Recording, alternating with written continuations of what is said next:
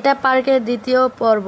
Hello everyone, আসসালামু আলাইকুম। সবাই কেমন আছেন? চলে আসলাম তোমাদের তাসফিয়া। গত পার্টে আমি দেখাইছিলাম আমি কতদূর পর্যন্ত গিয়েছিলাম ভিতরে পার্কের মধ্যে। আজকে বাকিটুকু দেখাবো। সবাই একটু ধৈর্য ধরে আমার ভিডিওটা পুরোটা দেখে যান। গরমের কথা বলবো কি আর বলেন, 2 দিন লাস্ট অনেক অসুস্থ হয়েছিলাম এই রোদের মধ্যে ঘুরতে যেয়ে। যদি কারো বাবু থেকে থাকে অবশ্যই আপনারা ঘুরতে যাবেন না এই সময়, কারণ এটা আবহাওয়া বদলের সময়। দেখেন কথা বলতে বলতে অনেক ভিতরে চলে আসছি। আর কি বলবো, এরিয়াটা এত বড় যে একদিনে কখনোই শেষ করা সম্ভব না। তার মধ্যে আমরা গেছি দুপুর 1টা বাজে, আরো এই সময় রোদ, এবং প্রকৃতিটা অনেক সুন্দর, তাই না?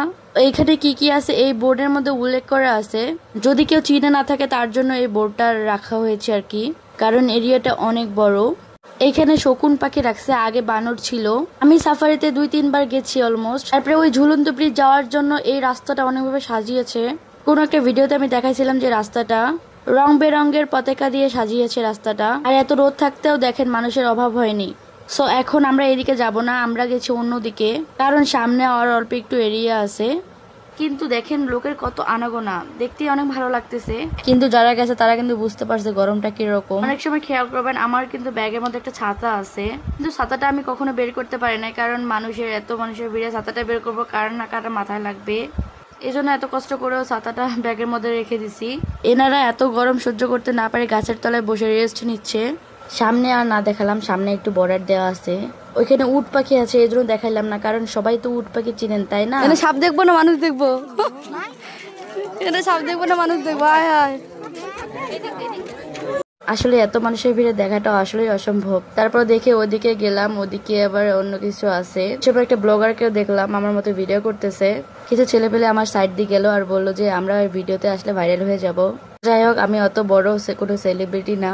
আসলে কোনো মানুষের কথা শুনলে মনটা ভালো হয়ে যায়। তারপর এইদিকে যে পুকুরটা দেখছেন না, এখানে হচ্ছে কচ্ছপের বাচ্চা রাখা আছে। আসলে দেখতে পাওয়া যায় না, অল্প একটু করে মাথা বের করে আছে, মানে যারা যাবে তারা দেখতে পারবে। আর এদিকে দেখেন একটা ঘড়িয়াল, তবে ভুল করে আমি কুমির বলে ফেলছিলাম গাইস। আর যেহেতু আমি ঘড়িয়াল আর কুমিরের মধ্যে পার্থক্য করতে পারি নাই। রোদ, এত রোদ কে? দেখছেন আমার অবস্থাটা, আমি বারবার বলতেছি এত রোদ কে। আমি চাইছিলাম ডিরেক্ট আমি কথা বলবো ভিডিওতে, তাও সাহস করে কিছুটা হলেও কথা বলছিলাম। তো মাঝে মাঝে কথা বলতে গিয়ে আটকে যায় অনেক লোককে দেখে। আসলে শরম করা যাবে না, শরম করলে আর তোর কন্টেন্ট ক্রিয়েটর হতে পারা যাবে না, তাই না? তারপর ওই সাইড থেকে বের হয়ে আরেক সাইডে চলে আসলাম। গাইস, সাফারি পার্কের মধ্যে অনেক বানর আছে ছেড়ে দেওয়া, আর এরকম কিছু কিছু বানরকে আবার ভিতরেও রেখেছে।